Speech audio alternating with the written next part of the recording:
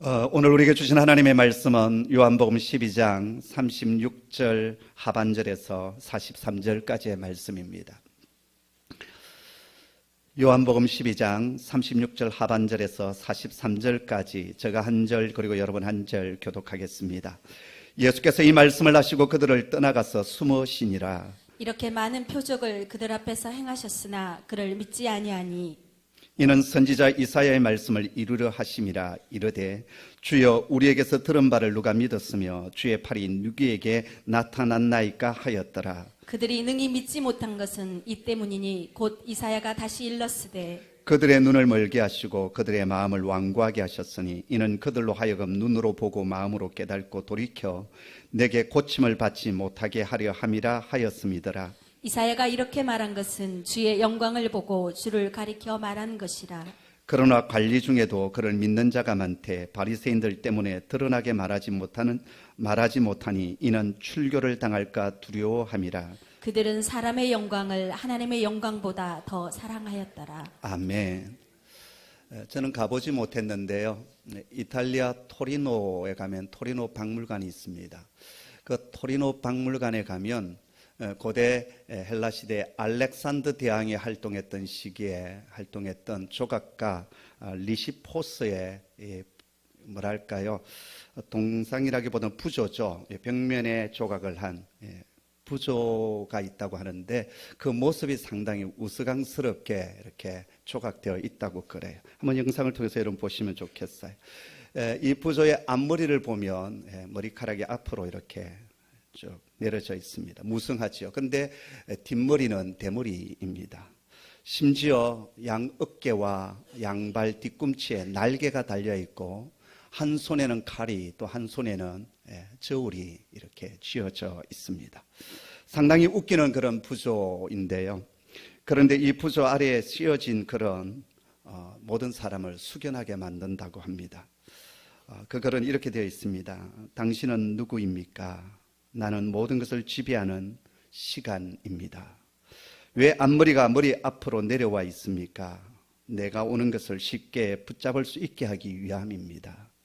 그렇다면 왜 뒷머리는 대머리입니까? 내가 지나친 다음에는 누구도 나를 잡을 수 없기 때문입니다. 발 뒤꿈치와 어깨에 달린 날개는 무슨 이유입니까? 최대한 빨리 왔다 빨리 사라지기 위함입니다. 손에 칼과 저울을 들고 있는 이유는 무엇입니까? 오른손의 칼은 옳다고 판단되면 칼 같은 결단을 내려야 함이고 왼손에 있는 저울은 그것이 왔을 때 옳고 그름을 가름하기 위함입니다. 한 번 지나가면 다시 잡을 수 없는 것. 고대 헬라 사람, 그리스 사람들은 그것을 무엇이라고 했는지 아십니까? 바로 그의 이름은 기해 카이로스라고 했습니다. 이 카이로스가 들고 있는 저울과 칼처럼 기회가 다가왔을 때 우리가 해야 할 일은 결단하는 것입니다. 저울과 같이 정확한 판단을 내리고 칼과 날이 날카로운 결단을 내리듯이 결단을 행동으로 옮기는 것, 바로 그것이 카이로스, 기회를 만났을 때 우리가 해야 할 일인 것을 말해주고 있습니다. 여러분, 지난주 설교 제목을 기억하십니까? 카이로스가 주어졌을 때였지요. 우리에게 하나님의 기회가 주어졌을 때 우리가 해야 할 일은 그 기회를 믿음으로 받아들이는 것입니다. 주님은 빛이 있는 동안에 이 빛을 믿으라, 받아들이라 라고 말씀하셨습니다. 단순한 겉면이 아니라 엄중한 창조자의 모습으로 창조주로서 명령합니다. 근데 그 기회가 주어졌지만 그 기회를 붙잡지 못했을 때 어떻게 되겠습니까? 오늘 말씀을 보십시오. 빛으로 오신 주님은 이제 그 무리들을 떠나 당신의 몸을 숨기십니다. 그리고 그렇게 주님께서 몸을 숨기신 이유가 37절에 설명되어 있습니다. 우리 한번 37절의 말씀을 한 목소리로 같이 읽겠습니다. 함께 읽죠? 이렇게 많은 표적을 그들 앞에서 행하셨으나 그를 믿지 아니하니. 주님께서 그 백성들에게 엄청난 구원의 기회를 주셨습니다. 말씀이 육신이 되어서 그들 가운데 직접 찾아와 주시고 직접 하나님 나라를 가르치시고 그리고 설교하여 주셨습니다. 뿐만 아닙니다. 수많은 표적으로 당신의 하나님의 아들 되심을 증거하여 주셨습니다. 죽어서 나흘이 지나 냄새나는 송장이 다시 살아나는 기적을 보았고, 날 때부터 소경되었던 자가 눈뜸을 보았습니다. 38년 동안 움직이지 못하고 너부러져 살던 인생이 주님을 만나면서 다시 일어나 걷는, 건강을 회복하는 표적도 보았습니다. 이것뿐 아닙니다. 보리떡 5개와 물고기 2마리로 5,000명이 먹고도 12강들이 가득 차 넘치는 그런 표적도 그들은 경험했습니다. 요한복음에서는 대표적인 표적 7개가 기술되어져 있지만, 요한복음서의 제일 마지막 22장 제일 끝절을 보면 이렇게 기록되고 있습니다. 예수께서 행하신 일이 이 외에도 많으니 만일 낱낱이 기록된다면 이 세상이라도 이 기록된 책을 두기에 부족할 줄 아노라 라고 했습니다. 상당한 과장법을 쓰고 있지만 그만큼 많은 표적과 능력을 주님께서 그 당시 백성들에게 보여주셨고 행하여 주셨습니다. 뿐만 아니라 구약의 마지막 선지자였고 신약 시대를 열어가는 선지자였던, 구약과 신약의 브릿지 역할을 했던 선지자였던 세례 요한은 바로 저분이 길이요 진리요 생명이고, 그리고 세상 죄를 지고 가는 하나님의 어린 양 메시아이심을 증거하여 주었습니다.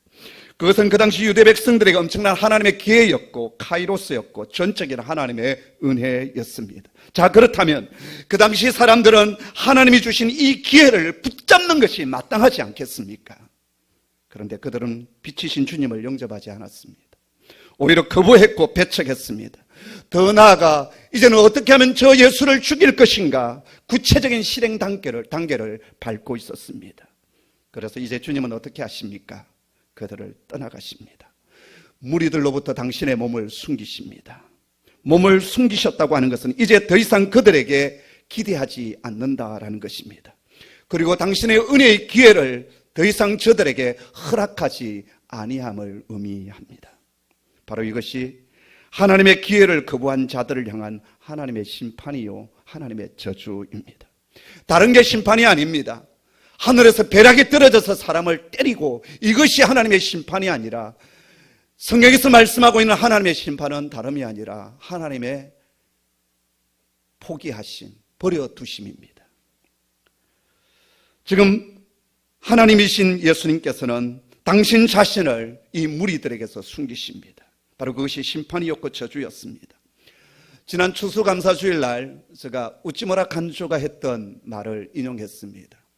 사람에게 저주가 있다고 한다면 병들고 실패하고 배신을 당한 것이 저주가 아니라 하나님이 믿어지지 않는 것이 저주이고, 하나님의 말씀이 들려오지 않는 것이 저주이고, 감사할 조건이 참 많음에도 불구하고 늘 불평하고 원망하는 것, 감사가 없는 것이 저주다라고 했습니다.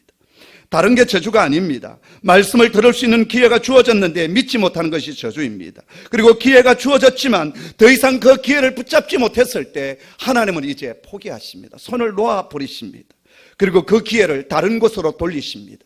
이게 하나님이 하실 수 있는 가장 큰 저주요 심판입니다. 하나님께서 손을 놓아버리시면 어떻게 될까요? 그 인생은 결국 패망의 길로 저절로 걸어가기 때문에 그렇습니다. 오늘 우리가 이곳에서 예배 드릴 수 있고 평안함으로 있을 수 있는 것은 여전히 하나님께서 우리를 붙들고 계시기 때문이고, 하나님께서 여전히 우리에게 관심을 기울이고 계시기 때문입니다. 여러분, 내 육신의 질고를 통해서 우리가 하나님의 음성을 들을 수 있다면 그것은 하나님께서 여전히 나를 사랑하고 계시다는 증거입니다. 우리는 세상의 실패 속에 실패를 당하게 될 때 하나님 나를 버리셨는가 그렇게 생각하지만 아닙니다. 오히려 그것은 하나님의 간섭이시요 하나님께서 지극히 나를 사랑하시는 하나님의 메시지가 담겨져 있는 고난이고 아픔이라는 사실을 우리는 알아야 됩니다. 하나님의 가장 큰 심판은 뭐냐면 우리를 그냥 내버려 두시는 겁니다. 우리 아버지 하나님의 자비와 인자하심은 참으로 무궁하십니다.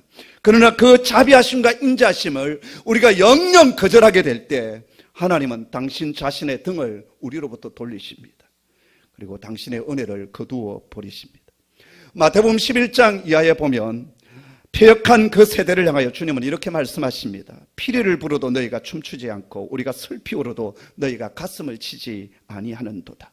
그러면서 예수님께서 가장 큰 능력과 기적과 그리고 말씀을 많이 증거하셨던 그 마을들이 회개하지 않고 돌아오지 않았을 때 주님은 이렇게 말씀하십니다. 화 있을진저 고라시나 화 있을진저 베세다야. 너희에게 행한 모든 권능을 두로와 시돈에서 행하였더라면 그들이 벌써 베옷을 입고 제 위에 앉아서 회개하였으리라. 그러면서 심판날에 두로와 시돈이 너희보다 견디기 쉬울 것이다 라고 말씀하십니다. 두로와 시돈은 구약시대 때 바알 우상을 섬겼던 우상의 본거지였습니다. 그런데 그보다 더 큰 심판이 너 유대 백성들, 너희 고을에 있을 것이다 라고 말씀하십니다. 왜 그랬을까요?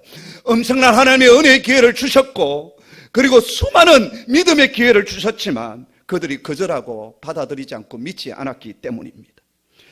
누가복음 4장에 보면 예수님께서 요단강에서 세례를 받으시고 첫 번째 공생의 사역을 시작하신 곳이 다름 아니라 주님께서 자라나셨던 고향 땅 나사렛 동네였습니다. 해당에 들어가셔서 이사야의 말씀 그 두루마기를 가지고 나오셔서 펼치시고 읽으시고 바로 이 말씀이 바로 당신 자신에게 성취되었다고 말씀하십니다. 바로 그것은 메시아에 대한 예언의 말씀이었습니다. 그런데 그 동네 사람들, 그 나사렛 동네 사람들이 주님의 말씀을 거절합니다. 그리고 배척합니다. 심지어 예수님을 끌고 저 낭떠러지 끝까지 가서 밀어뜨려 죽이려고까지 했습니다. 결국 주님은 어떻게 하십니까? 먼저 고향 땅 나사렛 땅에 하나님의 은혜의 복음이 전거되어졌지만 그들이 거절하고 주님을 배척했을 때 주님은 그 나사렛 동네를 떠나가십니다. 그리고 가버나움 땅으로 내려가셔서 사역의 본거지를 삼으시고 그 땅 가운데 하나님 나라의 복음을 전거하십니다. 엘리야 시대 때 3년 6개월 동안 그 땅에 비가 내리지 않았을 때 그 흉년기에 하나님께서 구원하여 주셨던 한 가정은 저 두로와 시돈 땅에 있었던 사렙다 가부의 가정이었습니다. 엘리사 시대 때 수많은 나병 환자들이 있었지만 치유받고 구원받은 자는 오직 한 사람, 저 수리아 땅에 나아만 장군밖에 없었습니다. 왜 오직 한 사람이었을까요? 그것도 이스라엘 백성들이 아닌 이방 사람, 이 한 사람에게 왜 하나님은 구원을 베풀어 주셨을까요? 하나님이 능력이 없어서 겨우 한 사람, 한 가정에게만 이러한 능력을 허락해 주셨겠습니까? 아니지 않습니까? 구원의 은혜가 그 백성들에게 먼저 주어졌지만 그 백성들이 그것을 거절하고 마음의 문을 닫고 배척하고 그랬기에 주님은 저 이방 사람, 그 가운데 믿음의 사람을 드러내시고 그 가정을, 그 사람을 구원해 주셨던 겁니다. 그런 의미에서 사랑하는 성도 여러분, 이 자리에서 우리가 예배를 드릴 수 있고 이 설교를 들을 수 있는 것이 하나님의 은혜의 때요 기회임을 여러분 아시기를 바랍니다. 오늘 이 메시지는 다시 주어지지 아니할 것입니다. 이 강단에서 드려지는 이 메시지의 카이로스는 이것으로 끝이 나는 겁니다. 그리고 이때 성령께서 말씀하시는 그 음성을 우리가 아멘으로 받고 믿음으로 받고 그 말씀에 순종하게 되어질 때 이 말씀을 통하여 저와 여러분의 삶 속에 기가 막힌 하나님의 표적과 능력과 그리고 하나님의 축복의 역사가 시작될 줄을 믿습니다. 성도 여러분, 삶 가운데서 세미한 주의 성령의 음성이 들려올 때 여러분 그것을 허투루 듣지 마시기를 바랍니다. 기도할 때도 들려올 수 있고요, 큐티하면서 들려올 수도 있고 찬양 가운데 들려올 수 있고 때로는 사람들의 소리를 통해서 우리는 들을 수 있어야 합니다. 사역의 촛대도 마찬가지입니다. 주님은 시대마다 사람과 교회를 부르시고 사명을 맡기십니다. 그러나 그 부르심 앞에 믿음으로 응답하지 못하면 주님은 그 사명의 촛대를 다른 사람에게, 다른 공동체로 넘겨버리십니다. 연말이 되었습니다. 연말이 되면 여기저기서 참 많은 편지와 도움의 손길을 요청하는 그러한 전화가 제게 옵니다. 저나 우리 교회가 하나님이 아니기 때문에 그 모든 요청을 다 들어줄 수도 없고 다 지원할 수도 없습니다. 그러나 그 가운데 제 가슴을 정말 울렁거리게 하는 울림이 있는 그러한 편지나 메일이나 그러한 전화가 있습니다. 그럴 때 저는 아무리 우리 교회 상황이 힘들고 어렵다 할지라도 그 성령의 음성에 저는 순종하려고 애를 씁니다. 많은 교회가 있지만 주님은 우리 교회가 그 일을 할 수 있다고 믿기에 우리에게 그 일을 맡겨주심을 저는 믿기 때문에 그렇습니다. 지난 25년간 우리 홍익교회 걸음 가운데 담임 목사인 저만이 알고 있는 많은 간증들이 있습니다. 도저히 우리 교회 환경과 여건으로 본다면 할 수 없는 일인데 주님 말씀 주셨을 때 믿음으로 순종했습니다. 그리고 그 뒤에 하나님께서 주신 놀라운 선물들이 있습니다. 축복들이 있습니다. 이건 그 말씀에 순종한 자만이 알 수 있는 그러한 간증입니다. 가나 혼인잔치 때 물이 변하여 포도주가 되어졌을 때 사람들은 몰랐어요. 이것이 어떻게 이런 일들이 일어났는지. 그러나 물도 온 하인은 알았더라라고 했습니다. 주님의 말씀에 순종하여 갔던, 그래서 기적이 일어났던 것을 본 사람은, 알 사람은 다름 아니라 순종했던 그 사람들이었습니다. 우리가 주님의 그 부르심 앞에 응답하게 되어질 때 하나님은 우리가 상상할 수 없는 일들을 우리의 생애 가운데, 우리의 가정과 교회 가운데, 또 이민족 속에 허락하여 주실 줄을 믿습니다. 오늘 설교 원고에는 없지만 지난 주간 금요일 정도에 제게 메일 하나가 뚝 왔습니다. 보니까 제 입학 동기인데요, 저는 또 중간에 휴학을 했기 때문에 그 동기와 계속 공부는 하지를 못했습니다. 근데 그 동기 중에 한 분이 저보다 나이는 좀 많아서 제가 형이라고 늘 불렀던 분인데, 그분이 북한 사역을 하시는 분이에요. 그래서 북한에도 자주 들어가기도 하고, 또 북한 그 접경 지역에서 탈북하시는 분들을 돕기도 하고, 또 여러 가지 숨어서 사역을, 정말 생명을 내어놓는 그러한 사역을 하고 있는데, 근 10년 만에 제게 이런 도움의 요청을 하는, 그동안 이제 사역했던 것을 쭉 적고 제일 끄트머리에 겨울이 다가오는데 북한이라는 말도 쓰지 않았어요. 비읍 히읗 이렇게 돼 있어요. 뭐 교회라는 말도 쓰지 않고 기역 히읗 뭐 이렇게 쓰고, 뭐 목사도 하지 않고 미음 시읒 뭐 이런 식으로, 또 뭐 목사님도 아니고 손 사장님 뭐 이렇게, 그렇게 이제 메일이 왔어요. 그래서 제일 끄트머리에 추운 겨울이 왔는데 저들을 위하여서 양말 몇 켤레라도 모아서 보내주시면 좋겠습니다. 그렇게 왔어요. 이틀 동안 그 메일이 제게 떠나지 않아서 오늘 1부 때부터 이 4부 때까지 제가 설교 시간에 말씀을 드리고 있습니다. 이미 또 그 음성 앞에 반응하는 사람들이 있어서 어느 권사님은 이러한 양말 30개가 있는데 주겠습니다 해서 이미 양말 샘플을 제 방에 갖다 놓기도 하고, 또 누가 봉투를 갖다 놓기도 했습니다. 혹시 여러분 가운데 감동이 되시면 양말 몇 켤레라도 좋습니다. 모험이 이게 엄청나게 되지 않겠습니까? 빵꾸난 양말 말고요, 새 양말.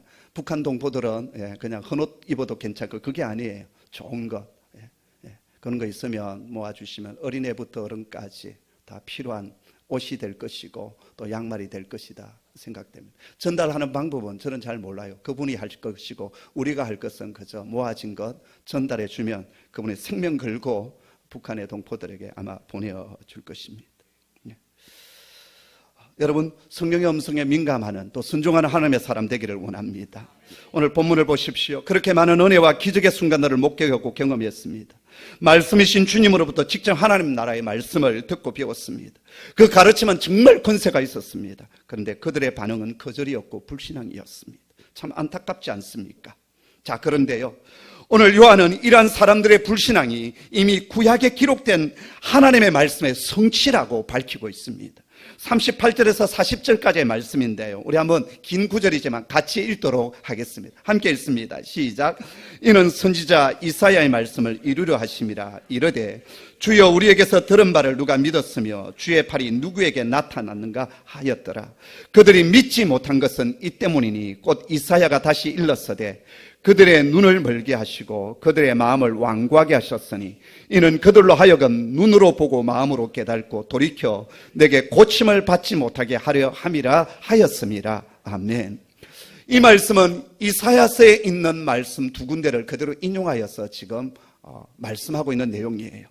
38절의 말씀은 이사야 53장 1절의 말씀의 인용이고, 그리고 40절의 말씀은 이사야 6장 9절부터 10절까지의 말씀을 그대로 인용한 구절입니다. 이사야 6장은 이사야가 선지자로 부름을 받았던 소명장이에요. 하나님께서 이사야를 선지자로 부르시면서 주신 말씀이 바로 오늘 여기 40절, 바로 이사야 6장 9절 10절의 말씀이에요. 먼저 우리가 살펴봐야 될 것이 있는데 이사야 53장 1절입니다. 이사야 53장 1절은 다른 구절이 아닙니다. 메시아가 순환의 종으로 오시게 될 것이고, 그리고 그 순환받음으로 말미암아 우리가 나음을 입고 고침을 입고 구원을 받을 것이라는 내용의 말씀이 바로 이사야 53장의 내용입니다. 그런데 그 말씀이 바로 시작되는 1절에 어떤 말씀을 하고 있냐면, 주여 우리에게 들은 바를 누가 믿었으며 주의 팔이 네게 나타났나이까, 그렇게 얘기하고 있습니다. 이 말씀의 뜻은 뭐냐면, 순환받는 종으로 오신 그 주님께서 하나님 나라의 복음을 전가하고 메시아로서 사역을 하게 되겠지만 사람들이 그 말씀을 받아들이지 않을 것이고 메시아를 거절하게 될 것이다 라는 말씀입니다. 두 번째 인용의 말씀도 마찬가지입니다. 저희 눈을 멀게 하시고 저희 마음을 완고하게 하셨으니 이는 저희로 하여금 눈으로 보고 마음으로 깨닫고 돌이켜 내게 고침을 받지 못하게 하려 함이라. 이사야가 지금 하나님의 말씀을 전하는 선지자로 부름을 받고 있는 그 소명장에서 주님께서 뭐라고 말씀하시냐면 너의 그 메시지를 사람들은 귀를 막고 마음을 닫아서 도무지 받아들이지 않을 것이고 거절하게 될 것이라는 것을 미리 예언하고 있습니다. 그렇기 때문에 이사야의 사역은 시작부터 실패가 예정되어 있는 거예요. 주의 종으로 부르신다면 주님께서 용기를 주는 것이 마땅하지 않습니까? 네가 가서 설교를 하면 사람들이 단번에 변화가 일어나고 회개가 일어나고 부흥이 일어나고 주께로 돌아오는 역사가 있을 것이다. 그러면 아멘하고 갈 수 있습니다. 그런데 네가 아무리 전개해도 사람들은 네 말을 듣지 않을 것이다. 거절하게 될 것이고 마음을 닫게 될 것이고 길을 막게 될 것이다. 그렇게 주님께서는 하나님께서는 이사야에게 말씀하시면서 당신의 종으로 부르고 있습니다. 자, 그런데요, 요한은 이 예언의 말씀, 이사야에게 주셨던 이 예언의 말씀이 바로 메시아이신 그리스도에게 그대로 성취되었다라고 오늘 38절에서 말씀하고 있습니다. 여러분 38절의 시작은 이렇게 되지 않습니까? 이는 선지자 이사야의 말씀을 이루려 하심이라. 그렇게 하면서 이사야가 증거했던 이 메시지들을 그대로 인용하고 있습니다. 자, 여러분, 유대인의 불신은 하나님의 예언이 성취되는 사건임을 지금 얘기하고 있는데 이 말씀을 잘못 이해하지 않도록 여러분 조심하시기를 바랍니다. 이 말씀을 우리가 잘못 이해하면 이렇게 되는 거예요. 이사야의 말씀이 이루어지기 위해서 하나님께서 그들로 믿지 못하게 만드셨다. 이렇게 해석이 가능할 수도 있다라는 거예요. 또 이 말씀을 유대인들이 믿지 않은 것은 하나님께서 그렇게 예정하셨기 때문에 불신앙을 가졌다. 그래서 이스라엘의 불신앙은 그 책임이 누구에게 있다? 하나님에게 있다. 그렇게 이해될 수도 있다라는 거예요. 그러나 이 말씀은 그렇게 읽으면 문제가 생깁니다. 이 말씀을 이렇게 읽어야 합니다. 그들은 믿지 않았다. 그래서 이사야의 말씀이 성취되고 이루어졌다. 그런 말이에요. 중세시대에서 초대교회에서 이제 교부시대에서 중세시대로 넘어갈 때 위대한 설교자 한 사람이 있었습니다. 크리소스톰이라고 하는 신학자였고 설교자였는데요. 원래 본 이름은 따로 있었지만 그의 별명이 크리소스톰이었어요. 왜 크리소스톰이냐? 크리소스톰은 황금 이빨 이런 뜻을 가지고 있습니다. 얼마나 설교를 잘했든지 사람들이 저 입은 황금 이빨이다. 저도 하나님 앞에 주님 저를 황금 이빨 좀 만들어 주십시오 했더니 그래 하면서 만들어 주는데 누룽이를 만들어 주셨다. 조카였어요. 이 크리소스톰이 이런 얘기를 했습니다. 그들이 믿지 않은 것은 이사야가 말했기 때문이 아니라 이사야가 말한 것은 그들이 믿지 않을 것이었기 때문이다 라고 했어요. 조금 어렵습니까? 우리가 잘 아는 어거스틴은 그런 얘기를 했습니다. 이사야의 말씀은 예고이지 원인이 아니다라고 했습니다. 다시 말해서 이사야가 예언했고 하나님이 그렇게 계획하셨기 때문에 이 무리들이 예수님을 거절하고 거부한 것이 아니라는 것입니다. 하나님은 폐역한 인간의 마음을 깨뜨려 보고 계셨고 주님께서 오셨을 때 그 무리들이 완악하여서 메시아를 거절하고 십자가에 못 박으실 것을 주님은 깨뜨려 보고 이 말씀을 하고 계신 겁니다. 우리가 평상시에 늘 사고치고 문제를 일으키는 녀석을 보면서 그래 저 녀석은 그렇게 될 거야. 그리고 실제로 그러한 일들이 일어났어요. 그럴 때 그래 내 말대로 됐지. 그렇게 할 때가 있지 않습니까? 자, 그럴 때 우리가 그렇게 말했기 때문에 그가 그 짓을 한 겁니까? 아니지 않습니까? 그 녀석이 평상시에 하는 행동을 보니까 당연히 그렇게 될 것이다. 그렇게 얘기한 것이죠. 그리고 그 일이 나중에 사실로 드러난 것입니다. 오늘 말씀이 그렇습니다. 계속 하나님의 말씀이 그들에게 주어졌고 은혜가 주어졌지만 그들은 계속 말씀을 거절해 왔습니다.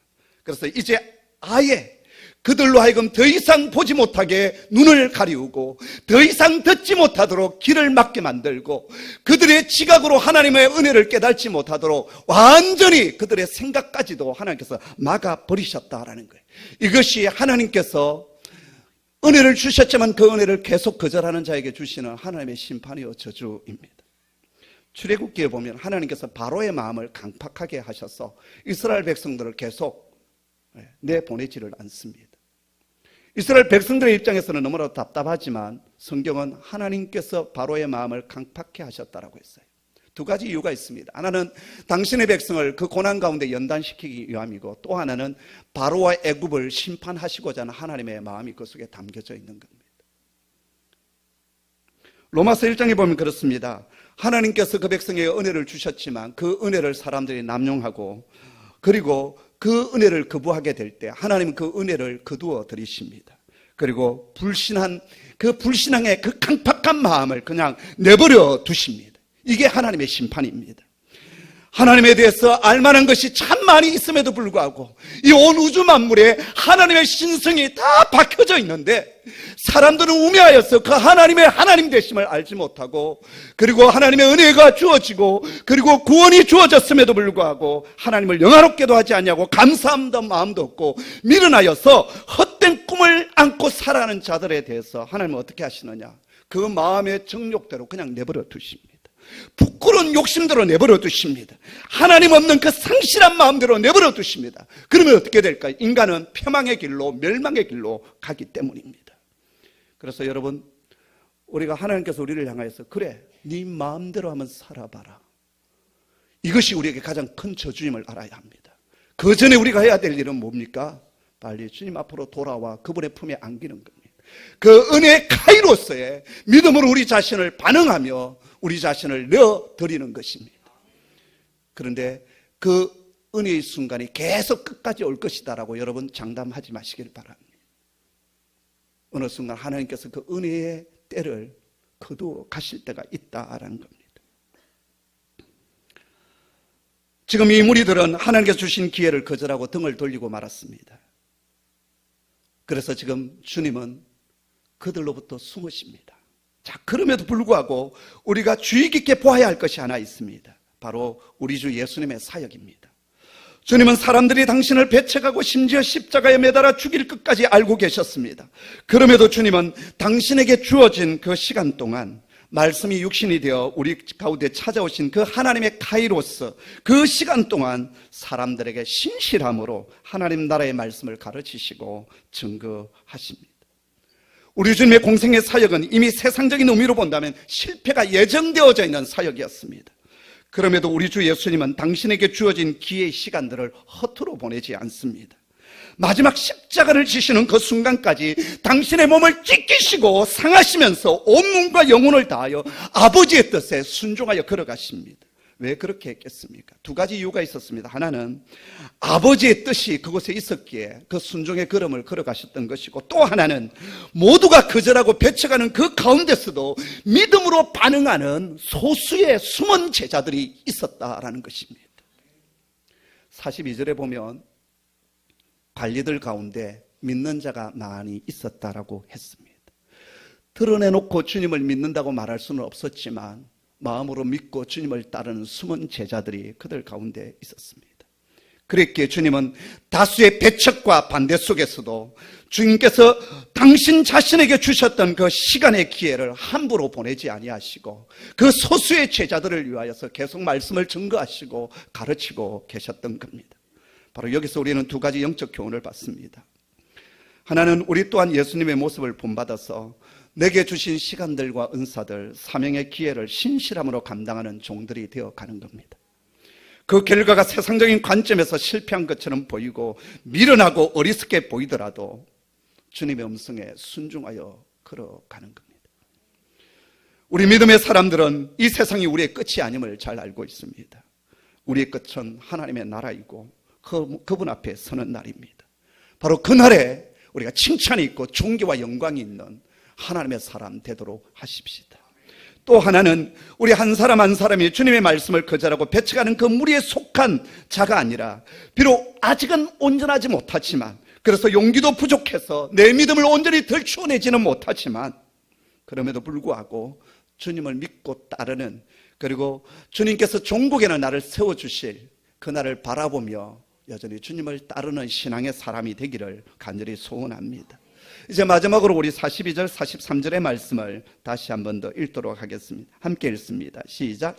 그러나 관리 중에도 그를 믿는 자가 많되 바리새인들 때문에 드러나게 말하지 못하니 이는 출교를 당할까 두려워함이라. 그들은 사람의 영광을 하나님의 영광보다 더 사랑하였더라. 여기 보면 관리 중에도 믿는 자가 많았다라고 했습니다. 다수가 배척하고 주님을 거절하는 그 순간에도 여전히 주님을 믿는 소수의 숨은 자들이 있었다라는 것입니다. 자, 그런데 이들의 문제는 무엇이었습니까? 바리새인들로 인하여서 드러나게 예수를 믿는다고 저들은 커밍아웃을 할 수가 없었습니다. 왜냐하면 출교를 당할까 두려워했기 때문에 그렇습니다. 출교가 무엇이겠습니까? 그 당시 출교는 유대 공동체에서 완전히 쫓겨나는 것입니다. 9장에 보면 맹인이었던 자가 눈을 뜨게 되었을 때 사람들이 그 부모에게 와서 누가 눈을 뜨게 해주었느냐라고 얘기했을 때 예수님께서 그렇게 하셨습니다. 그렇게 간증을 할 수가 없었습니다. 왜냐하면 예수를 믿는다고 말하는 그 순간 그들은 출교를 당했기 때문에 그것이 두려워서 그가 주님으로부터 은혜를 입었고 구원을 입었지만 주님께서 그렇게 하셨다라고 얘기할 수가 없었습니다. 출교는 히브리어로 헤렘이라는 단어를 쓰고 있는데 유대인에 해당해서 완전히 쫓겨나는 것을 말합니다. 유대 공동체는 해당 중심의 공동체입니다. 해당에서 공부를 하고 해당에서 회의를 하고 마을의 모든 대소사가 해당을 중심으로 이루어집니다. 출교를 당하게 되면 공중 집회나 그 다음에 유대인들과의 매매 행위나 식사 교제 이 모든 것에서 배제됩니다. 성전에서도 쫓겨나게 됩니다. 고대 사회는 성읍 중심의 사회예요. 성곽 안에 들어올 때 저들은 안전함을 누리고 보호를 누리게 되는 거예요. 그런데 그 성곽 바깥으로 쫓겨난다. 그것은 죽음을 의미합니다. 누구로부터 보호를 받지 못하는 출교는 바로 그러한 것이었어요. 이러한 유대 사회 속에서 내가 예수를 믿노라고 담대히 외친다는 것은 참으로 어렵고 힘든 일입니다. 사는 청년 여러분, 오늘 이 시대 속에서 내가 예수를 믿는다고 학교에서 직장에서 얘기하는 것이 상당히 부담스러울 것입니다. 그렇죠. 네. 이 시대처럼 반기독교적인 정서가 팽배해 있는 이때 내가 예수를 믿습니다. 교회를 다닙니다. 이렇게 말하기가 결코 쉽지 않습니다. 그러나 그럼에도 불구하고 우리는 내가 예수의 사람임을 오픈하고 증거하는 자가 되어야 합니다. 왜냐하면 오늘 말씀에 보면 저들은 사람의 영광을 하나님의 영광보다 더 앞세웠다라고 얘기합니다. 바로 여기에는 하나님의 서운함이 담겨져 있습니다. 서운함이 담겨져 있습니다. 자, 그러나 여러분 또 하나 우리가 생각해야 될 것이 있습니다. 지금은 숨기고 있고 지금은 드러나 있지 않고 사람의 영광을 하나님의 영광보다 더 앞세웠던 이들이었지만 요한복음이 끝나가는 마지막 순간 주님께서 십자가에 달려 돌아가실 때 어느 누구 한 사람도 예수님의 시신을 십자가에서 끌어내려 그리고 장례를 치르는 자가 없었습니다. 그때 아리마대 사람 요셉과 숨어서 주님을 믿었던 숨은 제자 니고데모가 빌라도를 찾아갑니다. 그리고 자신들이 가지고 있는 이 사내들인 공의의 의은이라고 하는 지위를 이용해서 예수님의 시신을 양도받습니다. 그리고 아리마대 사람 그가 자신의 무덤을 자신이 죽었을 때 무덤으로 쓰려고 했던 새로운 무덤에 예수님의 시신을 안장합니다. 그리고 장례를 치루어 주었습니다. 그리고 요한복음은 이렇게 말씀하고 있습니다. 그들도 예수의 제자였다라고 말합니다. 숨은 제자였어요. 사랑하는 성도 여러분, 어쩌면 오늘 우리의 모습이 사람의 영광을 하나님의 영광보다 더 앞세우는 믿음일 수 있습니다.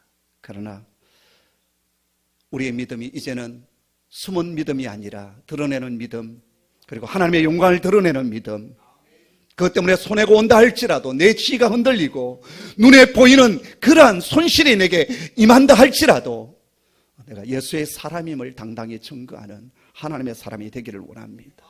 마가복음 10장에 보면 베드로가 주님께 이렇게 말합니다. 주님, 우리가 모든 것을 버리고 주님을 쫓았나이다. 그 말의 뉘앙스는 우리가 모든 것을 버려두고 주님을 쫓았는데 주님 우리에게 어떻게 하시겠습니까? 바로 그러한 뉘앙스였습니다. 그때 주님께서 이렇게 말씀하십니다. 나와 복음을 위하여 집이나 형제나 자매나 어미나 아비나 자식이나 전토를 벌인 자는 금세에 있어서 집과 형제와 자매와 모친과 자식과 전토를 100배나 받되 100배나 받되. 하나님 나라의 셈법은 적어도 100배입니다. 아버지의 나라를 위하여서 내가 드렸던 시간과 물질과 헌신들 하나님은 최소한 100배로 채워주시고 갚아주시는 분이십니다. 뿐만 아닙니다. 내세에 영생이 있을 것이다라고 말씀하십니다. 영원한 구원의 생명이 예수를 구주로 믿고 따르는 자에게 주어집니다. 그 영광의 잔치자리에 저와 여러분이 참여하는 하나님의 사람이 되도록 하십시다. 세상을 두려워하거나 눈에 보이는 이익에 목매이지 않도록 하십시다. 영원한 하나님 나라를 바라보며 주님 때문에 때로는 손해를 보고 또 주님 때문에 억울한 오해를 받기도 하고 손가락질을 받는 그 순간이 있다 할지라도 당당히 나의 믿음을 주님 앞에 내어 맡기며 나아가는, 그래서 마지막 순간 잘했구나, 착하고 충성된 종아, 내가 작은 일에 충성하였으니 큰 일을 내게 맡기리라, 상급이 있는 하나님의 사람 되기를 주님의 이름으로 축복합니다. 기도하겠습니다. 아버지 하나님, 지금은 은혜의 때요 구원의 때임을 알고 있습니다. 하나님, 기회 주셔서 이 자리에 저희로 하여금 앉게 하시고 말씀을 듣게 하시고 예배 드리게 해주시니 감사합니다. 주님, 이 은혜의 기회를 저희가 배척하거나 거절하지 않게 하여 주시고 순간순간 하나님 주신 이 기회를 믿음으로 반응하고 또 나아가는 저희들 되게 하여 주시옵소서. 주님, 저희들 가운데 여전히 하나님의 영광보다 사람의 영광을 앞세운 사람들이 있습니다. 그러나 그 연약한 믿음까지도 기이 보아주시고 종국에는 결정적인 순간 그들도 주님의 제자였다라고 인정받는 신앙으로 성장하게 하시고 자라나게 하여 주시옵소서. 마지막 주님 앞에 섰을 때 칭찬이 있고 존귀가 있고 영광 있는 백성들로 저희가 서기를 원합니다. 하나님, 우리를 사용하여 주시옵소서. 기름 부어 주시옵소서. 예수님의 이름으로 기도드리옵나이다. 아멘.